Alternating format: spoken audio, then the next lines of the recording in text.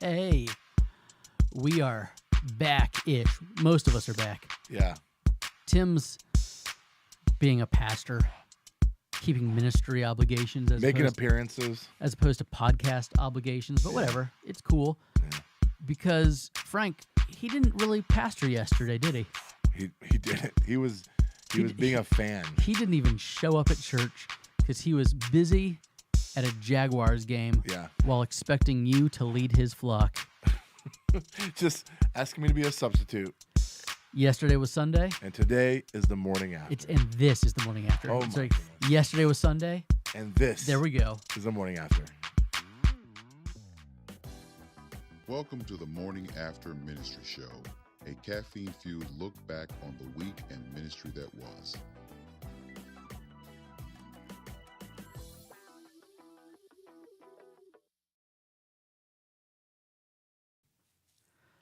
Well, Father Frank, you are looking really good, my friend. Thank you.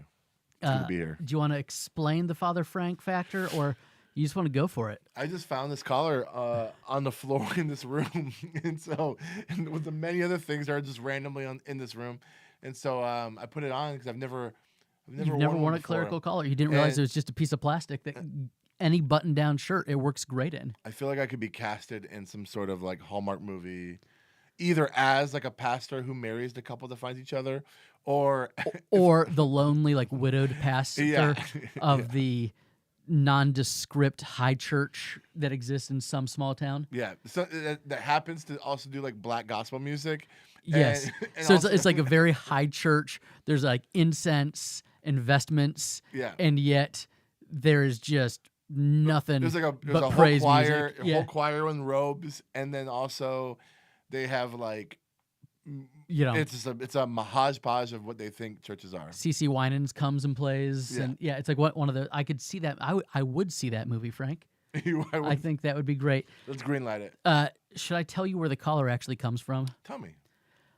It was the year 2004. I was a senior in Bible college, and I was at this magical place that used to exist called Family Christian Stores, Frank. Wow.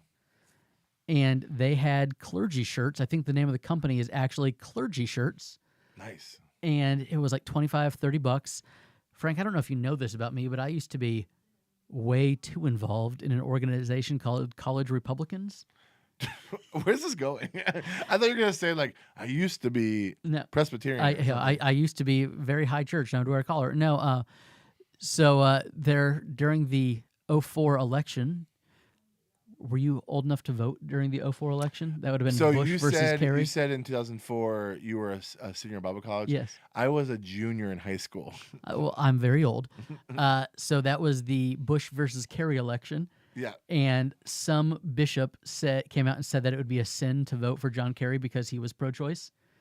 And so there were Catholic priests campaigning on one side or the other. I'm scared of where this is going. And so I legitimately bought that to hold Bush Cheney signs on the side of the road. Oh, my goodness. Again, I was way too involved. And I find the more I become like Jesus, the less I become like any political party. But 2004 Andrew was a bit of a jerk and thought he could score some political points by buying a $25 clergy shirt at Family Christian Stores. And now that Family Christian doesn't exist anymore, that collar has, come in handy. I think my wife is a year younger than you. And at City Lights Church, what's going on? Says Padre Frank. Yeah. She went to PBA, and she, too, was also a part of the Young Republicans Club. Or maybe it was College Republicans. College Republicans. I don't know what it was called. It was like a Republican group. At PBA in Clearwater Christian College, there were no college Democrats. Probably not. Yeah, but that was the only option. There's That's a all photo, you could be. There's a photo of my wife in a flip-flop next to another person wearing a flip-flop. And it says, John Kerry flips, John Kerry flops. That's really funny. It's funny to hear everyone's college political statements. I didn't even understand politics until I was like a senior in college. Radicalization of young evangelicals.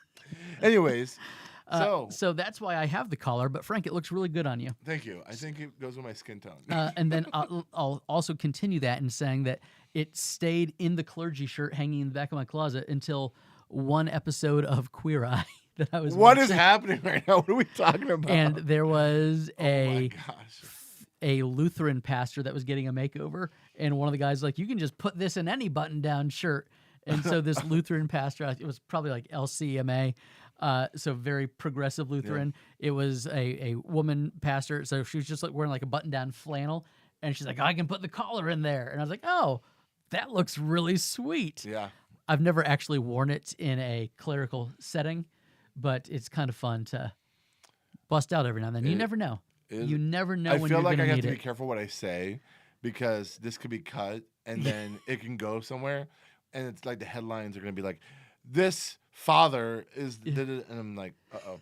But real quick, City Lights. Father Carhart. Yeah, City Lights. There is a couple at Lakeview Church who knows you because I was wearing a City Lights shirt. I forgot what I was doing. I was wearing a shirt and it was on Facebook and Instagram. And and you know that because you liked the picture. And they said, is this the same City Lights in Scranton, PA? And I was like, oh, yeah, it is. And they said they used to go to your church and they loved it. And it was there where they fell in love with more liturgical things. And so they wound up at Lakeview, the most liturgical church there is. Which is so funny because like at Crossing Crown, we are going to introduce certain practices that some people may deem more liturgical. And so we were having a good conversation about that. And so, anyways, speaking of City Lights, it says, I love the meaning of the clerical shirts and collars of a uniform and identity. I can't read. My glasses need a new prescription. Identity and calling and missional aspect of it, but I actually think it just makes you look cooler. It does. It does. It does. Also, I think I'm going to start wearing the collar just when I'm walking around the airport. I've got a couple of trips coming up, and see what happens. People just clear out of your way. You get to skip the line. Yeah. You get free upgrades. Maybe the nurse. Oh my gosh, the flight attendant be like, is there a pastor on board? And you can just stand up with your collar on because that's how it is in the movies. No pastor has ever been on a like without a clerical collar. Father Camden on Seventh Heaven, he always wore his, right? I don't know. I didn't actually watch that show. You put on your watch, you make sure you have your phone and wallet, and you have your clerical collar. I think it makes a whole lot of sense. Frank, you've got a nice new watch on. Merry Christmas to you. Yeah, man. It's actually because my old Casio broke, and I said, I'm going to go with an analog watch this Your time. old Casio, wasn't it like 3 months old? I know. But that's the perk of like the old school Casios. They're like $20. Yeah. So if they break, they're whatever. Relatively inexpensive. So, Frank, we're going to start recapping because we haven't done a show almost, I think, 3-4 weeks. It's been Christmas season. We've been out of pocket. You were preaching that magical, mythical Sunday in between Christmas and New Year's. I did. You were at Mosaic Church. Mosaic Church in Newport Richey. And that was a fairly... He texted me on Christmas Eve. Okay. And then I was preaching that next Sunday, which was Wednesday to Sunday. And so, yeah, he reached out to me. He said, hey. That's fantastic. He's Manchester United fan. The pastor of the church is also the president of the Bible College. The new president of Bible College that I am an alumni from. And so, are you going to go to the inauguration? I got a thing. They invite all the local clergy. I didn't get a thing. I'll share it with you. We can go and sit together. Maybe, yeah. So, anyways, it was great. He asked me to come preach, and so I said I'll preach as long as I can preach something I already have. And so he let me do that. What'd you preach? 2 Corinthians. It's my sermon. I preached at Safety Harbor. It's where I get really vulnerable and talk about all my insecurities and that it's going to be okay. So it's a good sermon about their strength and weakness. So I thought it was a great sermon, especially in the new year. In fact, I'm pretty sure I preached it here going into 2025. I think I preached it. Maybe. I forgot when I preached it here. But anyways, it was a good church. I was actually pretty inspired because the sanctuary is about the same size as your sanctuary, and I kept thinking, if I can find a space that's like this big, I can fit everyone in there, and then I learned about their PA and their sound and lights, and it's very conducive to a mobile thing. So I was like, I could do that too. So it was a good time, man. What kind of lighting system? Our lighting system, it's on my phone. It's a bunch of lights on a dimmer, and I hit a button. So on Christmas Eve, when we hit Silent Night, I went. There was a 7th grade girl in our church who I've known her whole life, and so I went up to her and I was like, Trish, will you push this button? Well, because we light the candles from the Christ candle in the Advent wreath, and then all the lights go out. And I'm like, will you push this? She's like, what do you mean? What do I push? So like the band was playing, like, just push this button, and I accidentally pushed it. So while the band was playing the song before Silent Night, I killed all the lights in the house. So our lighting system is not very sophisticated. Their lights are like something in the back. It's not mobile. I was actually more interested in their soundboard. Their soundboard's completely on a computer or an iPad, and so it's completely mobile, and it's also very reasonably priced compared to like what soundboards. I would say our soundboard can be completely on the iPad, but it's like the digital analog hybrid thing where you hit a button and all the things move. It's pretty fancy. We had someone who passed in our church who loved our praise team, and his wife said, hey, he loved the music here, and our soundboard had just gotten struck by lightning, and so your he building gets struck by lightning a lot. Yeah, we're right on the water. We're literally 2 blocks from the water in Tampa Bay, the lightning capital of the world. Did you know St. Petersburg is the sunshine capital of the world? More sunny days in St. Pete than anywhere else on the planet. It's really interesting. I just learned that recently since moving back, and that's been true for years. But it's been true for years and years and years. Man. So you preached at Mosaic Church, gave you an idea of, okay, so we don't need a 5,000 square foot space to plant a church. Correct. I just need like a 2,500 square foot place. Enough room for kids ministry and. Yeah, actually, their sanctuary is 2,500 square feet or 2,000 square feet. The kids' space was in a separate building, so I still think 5,000 is probably like a safe bet because then you have them for classrooms. But all that to say is, I'm not even talking about like having a permanent place.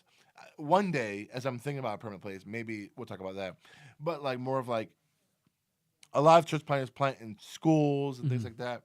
But I have friends who planted in more unique settings, like a CrossFit gym and things like that. And so I'm thinking to myself, like, if I can find like a space that has like an open room, even if it's not a traditional school or something like that, how much space do I need? 2 of the 3 churches I visited when I was in Scotland were in straight up gyms. Like one was the fellowship hall / gym of another church. Wow. And then one was in the gym of like a community center.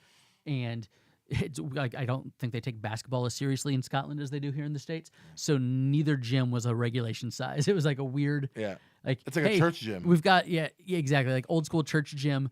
We've got lines for the Awana Olympics, not really, but they've got lines for racquetball, and there's a hoop in the corner, and it's like the projectors were working around basketball hoops in both of these places, cool. And they worked really well. So then that was, I guess, 8 days ago now, was that Sunday. Frank, I didn't go to church that day.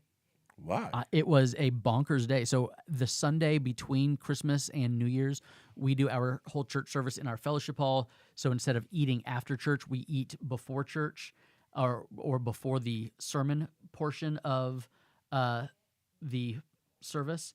And so, sorry, I'm looking at the comments now. Tim's usually here playing quarterback. It's a lot of work. CJ, what's going on? But so since I was out of town and the person who is usually running our live stream was also out, we just said no live stream. So usually when I'm up in Arkansas, I'm kind of troubleshooting the live stream from my laptop there to make sure things are going, but there was no live stream that I could troubleshoot. And so I didn't participate in our service here in Safety Harbor. And then we were doing big family Christmas stuff. And then the day before, we had been in Little Rock. I've got a niece that was born super premature on October 26th. So I got to play the clergy card and get into the children's hospital and hold her. Like my in-laws haven't held her yet, so only mom and dad had ever held her. But I got to be Pastor Larson instead of brother-in-law Larson. So I got to go in and pray with my sister-in-law and pray over my niece, which was really, really cool. Can't quite share pictures yet because they're kind of private about it. But I mean, my mother-in-law has not held her granddaughter. And this nurse put her in my arms, and then she's hooked up to so many tubes and stuff that once you're holding her, You're locked in. Like yeah, You're like locked you in. don't like hand her off to the other person that's there. So I had her for like more than an hour. So that was I might have shed a few tears. It was Wow. a pretty special moment. Wow. And so then Sunday we were getting ready for big family Christmas. Yeah. And there's a few churches that I usually would visit in Arkansas, but it was rainy and icy, and so I didn't. It was the first Sunday I had not gone to church probably in like 2 decades. So who was here? So Shirley covered for me, and so it's we give the praise team the week off because they've just done Christmas Eve, and so we just acoustic guitar and a couple of voices singing "Go Tell It on the Mountain" and whatever other last end of the Christmas season songs that we do, and then we have a short service with breakfast casserole, and everyone's out by 11. Because if you're watching this and you don't know, I'm partly pastor and we had this discussion. Andrew and Tim and Jeff and Delmar have very strong opinions about not canceling church the Sunday after Christmas. You don't cancel. You that have to have whole church service. at home thing. Come on, That's not real. that's That's fake. That's fake. Do you know what? Though there's a lot of church plants that I think they get a pass because if they're in a school and the school says, "Hey, you can't get in this week because we don't want our custodian coming in and unlocking or whatever," I give you a pass. So if you did not have a choice but to do church from home, you have my blessing. You're fine. But CJ asks, but who counted? my dad. my dad sent me a text. He's like, "Hey, here's what was going on at church. Here's how many people were there." I'm like, "Sweet." So I could email our admin, but she was out all week. So I put one big email with Christmas Eve, the 28th, and then yesterday's service all in there together. So yesterday we relaunched, if you will, our John series. We've been in John since August. And then we took a break for 5 weeks for Christmas and Advent season leading up to Christmas. And so it was weird. I felt like I had to recap 17 weeks in my 2-minute intro before the sermon started. It's a lot of recapping to do in 2 minutes. Hey, if you weren't with us for the previous 6 months, here's literally everything we covered. Jesus was born. Some things happened. The Word became light. Today's the Great Commission. And dwelt among us. So we took back over in John 10. So we're in the Good Shepherd narrative starting this week.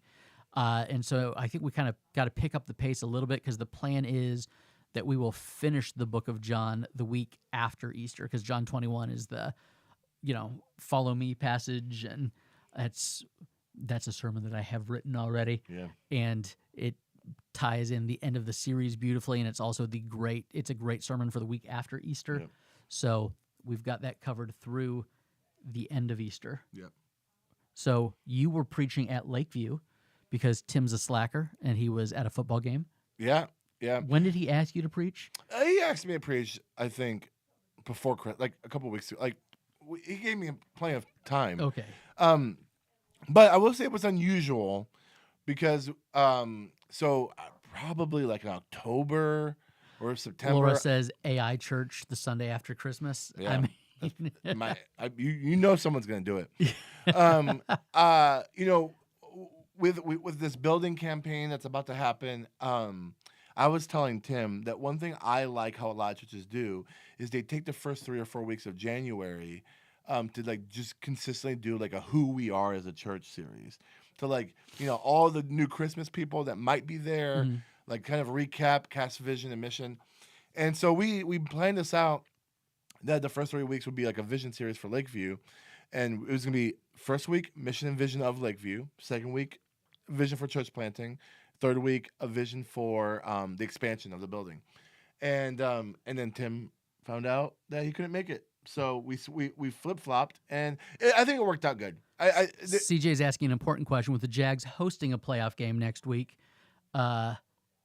is he preaching? I think that's the plan. I'm sure it's the Jags. I'm sure they'll get the Saturday night game. They're not a primetime team. We'll see. I mean, I'll know this. I'm not preaching. That's what I know. So I'm not going to be there.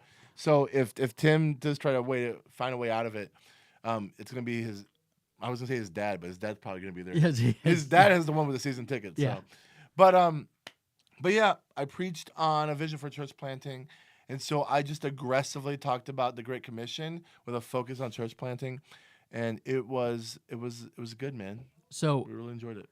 here's what I want to hit on, because Frank, I don't know that everybody watching or listening fully gets this, Yeah. but you no longer work at Lakeview.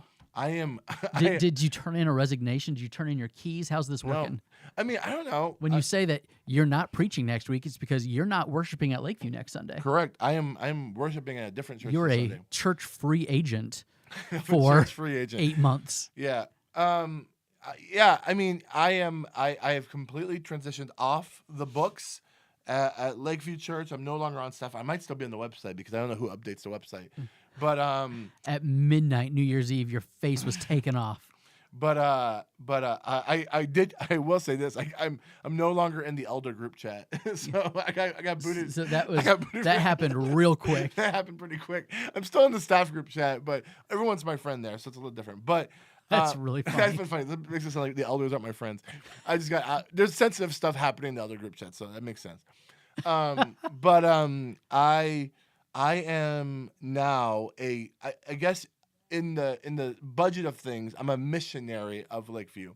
The giving of Lakeview towards Cross and Crown happens through their missions budget, and so that goes straight to Cross and Crown, and so I am currently without an employer.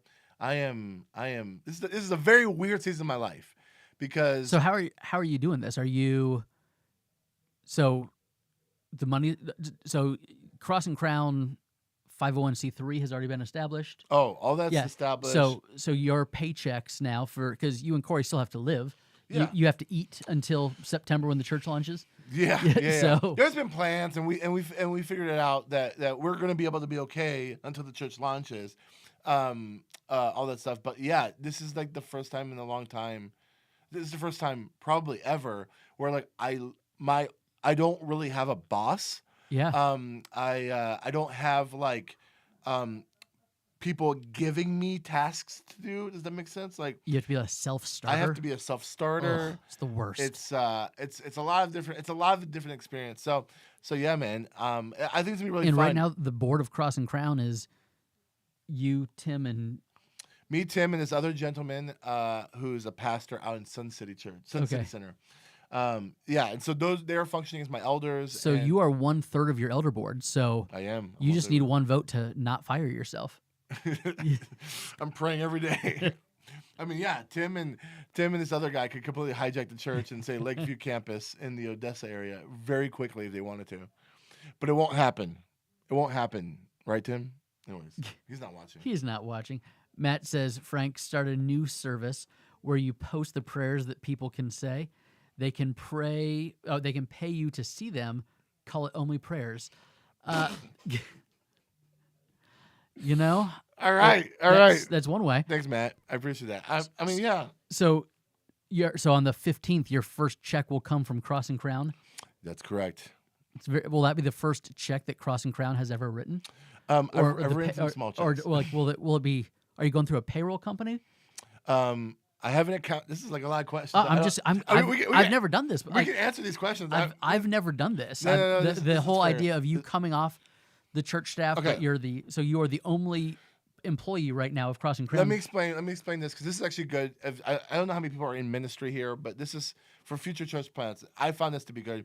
When it comes to money, I want to be as above board and transparent as possible. So one of the very first things I did, probably like back in the summer of last year, is I hired an accountant.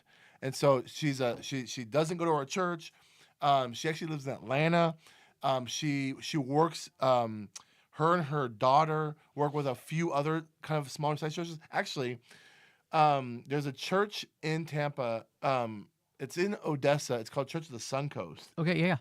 It's over on I think Gun the Highway. pastor there was at Lakeview. He once was at upon a Lakeview. time. Yeah. And so I met with him, and he told me about his accountant, who's this lady. I met her, and so when I called her and I asked her all these questions because I wanted to make sure that our budgets and taxes and giving is all above board. Yeah, because that's a scary thing. It's very scary, and also it's a high trust thing. She Yeah. has access to credit cards and banks and all the money that's coming in, and beyond that, like taxes. Like I want to make sure it's all good. So yeah, dude, she sets up churches, 501c3s. They get a discount on QuickBooks and QuickBooks Online, and through QuickBooks, you can do payroll, Okay. and it's pretty affordable. It's actually more affordable than a lot of like payroll companies. So, so yeah, and especially because it's just me right now, only one getting a paycheck. So that's how we do it. And she's great, and she pays bills for me, and she I don't look at money. She does all the stuff, and it's great. That gives me so much anxiety. I mean, Why does it give you anxiety? I just like the church finances in general. Like I know where our finances are as a Yeah. church, but I don't touch anything. Yeah. And if I had to, I would be terrible at it. And Yeah. so No, I mean, that's honestly why I wanted to have an accountant, is because I wanted someone extremely smarter than me who also is meticulous and also detail oriented and also high integrity. And someone that has a CPA license that is at risk if they're not, as opposed to the volunteer, hey, I'll take care of this for you. there's like 5 people in our church that's on the launch team that have accounting backgrounds. Some of them have a CPA license, and I think I'm going to use them later or more often when it comes to like, hey, these are the people who get the checks and count and do all that kind of stuff. I think those people will do that, but I actually feel really good. This is one of my church planting coach said. He says early on, find an outside organization to handle payroll and the money stuff, and not only will it be better for me and the church, but it's also a high integrity thing. Yeah. If there's one thing, that was Instant integrity, it's money. transparency. Yeah. Transparency. Isn't that, I made up wasn't a that new word. show, a TV show. Transparency. Transparent. Transparent was, yes. Yeah, It was an Amazon original. Yeah. Yes. Anyways, I didn't watch it. me neither. Frank. I just heard of it. Frank bringing that nonsense up. So then what is your week to week look like going forward? Because you don't have staff meeting that you have to, I'm sure you could show up because again, you're still in the group chat. Yeah. So it's interesting because I was even telling my wife about this. Where like my rhythm for the last decade has been, I take Fridays off. So I work Monday after church because my brain is so wired after a Sunday morning that I want to get to work. So before I even come here, I am actually at the Main Street Starbucks just down the road, and I'm there from like 5 a.m. till now. I'm there like just working on different stuff. You wake up so much earlier than I do. And because you also know it takes 45 minutes to get up here. Also, So- you'll text us at like 1 a.m, so you stay up late and you get up early. Well, yeah, that's all. This is very valid. So all that to say is, what's good is in the season, I'm doing this thing where it's called Coffee with a Pastor. So whether it's my own congregation or people who want to know about the church, I have a Calendly link, and you schedule on my calendar, and I'm going to meet you for coffee and talk to people. So it's a lot of just like meeting with people. Obviously, there's planning stuff. There's events. Like this month, there's an event every Saturday for Cross and Crown. As you know, or as I was being made fun of by Jeff earlier on a different podcast. Free chicken sandwiches. We're giving away free Chick-fil-A this Saturday. If you are in Tampa Bay, go to the Chick-fil-A on the corner of Gunn and 54. We are giving away free Chick-fil-A from 9 a.m. to noon. And all of it is just to not only get the word out about Cross and Crown, but we're going to bless food pantries. There's 3 food pantries we're going to give food to. So yeah, man, it's a lot of meeting people and kind of guerrilla marketing, if I can use that term, and stuff like that. Yeah. So great. how often are you? I know you're preaching at Lakeview once a month. What, through May? Through May. So Okay. once a month through May. I think sometime in July. Or maybe in the beginning of August, there's going to be a Sunday where all of Cross and Crown, all the launch team members at Lakeview Church, are going to be recognized as like a sending out. But yeah, I'll be preaching in May because starting in June and July, we're going to have these preview services once a month for the community. And then in August, we have some practice services, and then we launch September 13th, 2026, my wife's birthday. Just so you know, I'm not the only person that has money anxiety. CJ says someone gave me cash for a book. We're doing a book study on in men's ministry. I about had a panic attack because I couldn't find the treasurer to give it to. I loathe cash. Yeah, I like one thing. That's nice that like all you're giving is online right now. There's no. Well, yes and no, right? Like I cannot wait for the day where people only give money and I can just say, hey, don't hand it to me. Put it in the box. Put it in the box. Put it in the box. Because right now I'll be like literally like this happening at Mosaic. on the Sunday before after Christmas. This happened this past Sunday, and almost every time I preach on a Sunday morning, this happens. I feel like this is a very pastor thing. People come up to you, want to shake your hand, Mm-hmm. and they're palming you checks or cash or something. I mean, that doesn't happen to me very Does often. it happen to you? Well, I mean, I don't know, something about this. People are drawn to this, but people will be like, "Hey," they shake my hand, and then they'll say, "This is for the church," and then I just like immediately just put it in my back left pocket. There's nothing in my back left pocket, and I know whatever's in my back left pocket at the end of that morning is going straight to the bank. And so that's the only like icky thing about all this is like there's cash, there's checks that I have to take to the bank, and I don't like that right now. But I have no other solution because I'm by myself. Yeah. I could maybe give it to someone else on who like is on my launch team, but then you'd have to have them with you all the time. right. And then sometimes like it's like when I was at that guest church, like sometimes at a coffee shop, Yeah. and the lady will be like, "This was great. Hold on," pulls out her checkbook and literally write me a check and hand it to me, and I'm like. Luckily, it's not in my name, so Yeah. I can't like cash it. I guess I could. There's like check laundering, but I'm not going to do that. I'm depositing these checks, and every check that someone's given me is a record of it, and my accountant knows about it. There's so many things to church planning. We think it's like, hey, you got to find a space, got to write a sermon. There's so much more to it. City than Lights calls that the Pentecostal handshake. I don't know. I've never heard that before.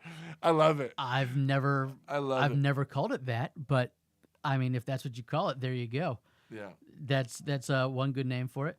CJ also wants to know if Crossing Grounds is going to sponsor chicken sandwiches at the Practically Pastoring Conference, which is coming up February 9th, 10th, and 11th in beautiful Tarpon Springs, Florida, Lakeview Church. If you are in ministry, if you're listening to this, you're a pastor. So CJ, City Lights, you need to be here. I think they're both registered. I think they are. And you guys need to invite your friends to come here. Cross and Crown is not sponsoring chicken sandwiches at PPCon, but we have other people sponsoring other kinds of food. Maybe Chick-fil-A. We can actually. There's a high chance we'll have Chick-fil-A. We'll have Chick-fil-A at some because point. I'm really good friends with this owner of the Chick-fil-A we're going to. We text often actually. Did you see that I sent you guys in the group? So we have this restaurant/bar here in Safety Harbor that has a movie theater in the back room that we were trying to see if we could get a group out for Practically Pastoring. You say it's a bar with a movie theater? It's a restaurant and bar. I know. It sounds like we're like going to bars. No, that's not it. But it's like they have they have a screening room, and it's a pretty sweet restaurant. But what they do once a month or so is they have like a dinner series, and the tickets are like $100+ a person because whenever somebody is eating or drinking something in the movie, they bring that out to the people. If you're watching Napoleon Dynamite, they bring you tater tots. Yeah, exactly. And so they bring you steak. I mean, there's actually a lot of food in Napoleon Dynamite. Tons of food. So my wife and I wanted to go to When Harry Met Sally, but it sold out in like 2 minutes. So it's a really big deal, and they're doing one the Tuesday night of PPCon. We should have. So we should have jumped on it, but oh well, we didn't. So now we got to find something else for dinner. We got some fun stuff planned. I don't want to share, but we will share this. And this is just a flex on everyone watching and listening. If you don't know who Tim Wildsmith is, he's a big deal. He's probably the biggest name we've ever had at the conference. He's a Fuller grad. We did have Urban D last year, and he was a world-renowned Christian rapper. And then we also had Daryl Washington, Daryl Williamson, who I thought was Urban D. I was very confused. Daryl Williamson was is on the board of the Gospel Coalition, so that was cool. But we have Tim Wildsmith, who is the Bible guy. If you just go on YouTube and if you Google Bible, like nice Bibles, premium Bibles, chances are Tim's face is going to pop up. And man, it's great, and it's super awesome. He's coming.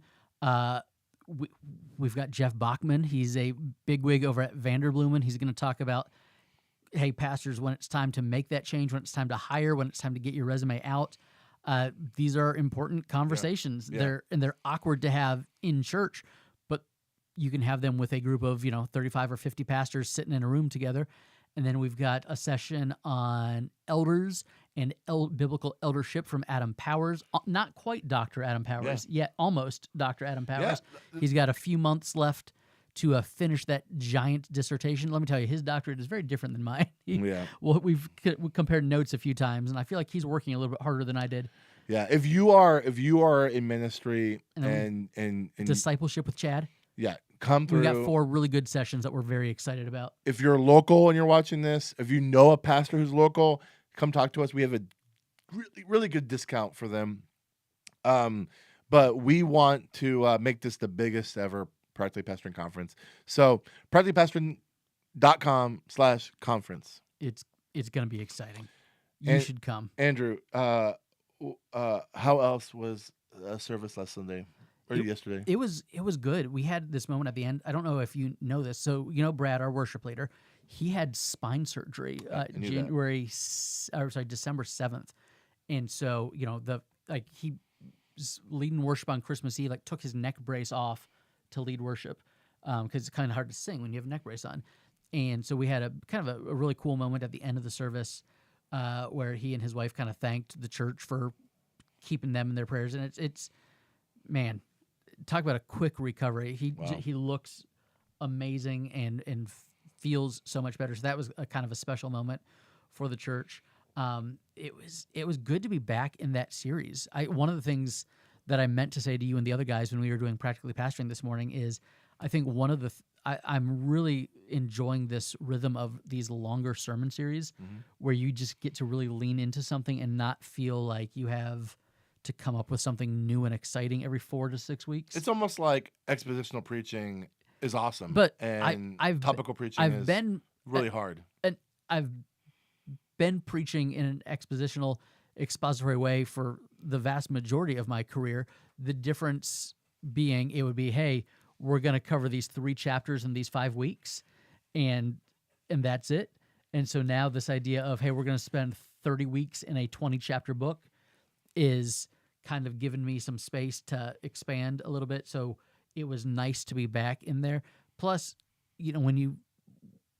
when it is your 9th Christmas season at the same church, you can only say so many things from Luke or Matthew so many times.